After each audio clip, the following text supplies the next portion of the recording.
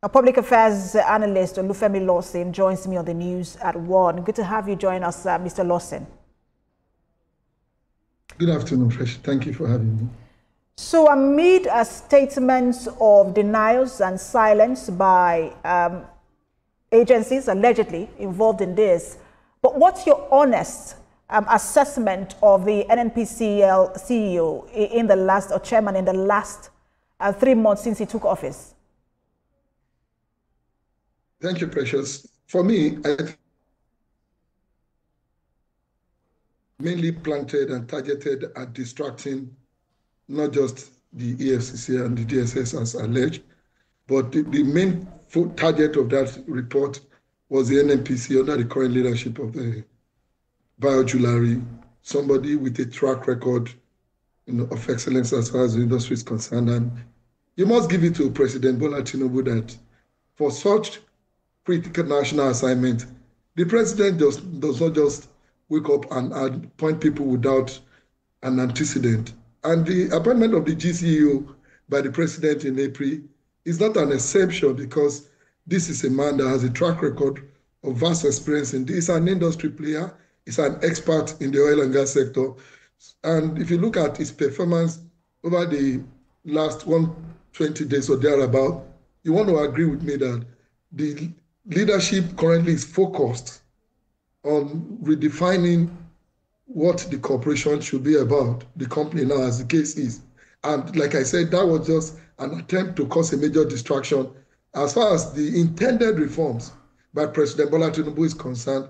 As far as the reasons for the appointment of the GCO by President Bola Tinubu are concerned, I think the current GCO has been working along that path, and we are beginning to see results just in about less than 4 months of what Nigerians should likely expect from the leadership of Ojulari as the GCO of NNPC, judging by the recent achievements, and the current effort being put in place by the management of the company towards redefining, the performances and the operations of the NNPCL. But there's been a lot of controversy in the last few weeks. Recently, he was at the National Assembly asking for more time to submit financial reports, even as far back as I think 2023.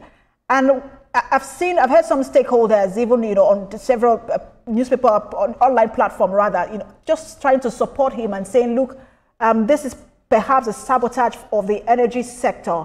Do you think that the tension is doused enough for him to face the task ahead?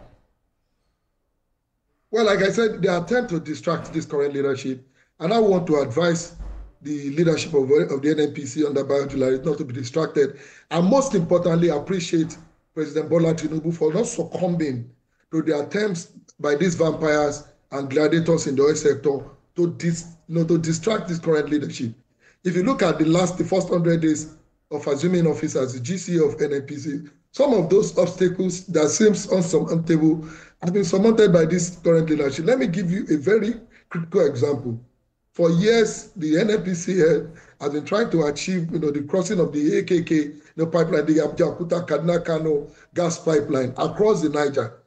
And this has taken several, months and years for the corporation to achieve. But in less than 100 days, this management under Ojulari has achieved that. We have recorded that in just about 6 months, NNPCL has paid into the Federation account nearly 7 trillion naira. And for the probe by the National Assembly, it is statutorily expected as part of the oversight. But what the National Assembly is probing is not the finances of the corporation under its leadership. These are questions of the past remittances expected from the corporation, which were not remitted into the Federation account. And as a management that is new, it is not expected that it would just go down, banding figures around without doing it. And I know that a lot of auditing and assessment are going on within the corporation, especially from the previous management where you took over from. So it is expected that such will be more time will be needed rather, for him and his management team to address these concerns that have been raised by the National Assembly. And it is very right for public commentators, like I have seen and like I've also commented on some platforms, that he be given the needed time to put up the necessary information and documents that may be required. Of course, he must have inherited assets and liabilities as the new GCU.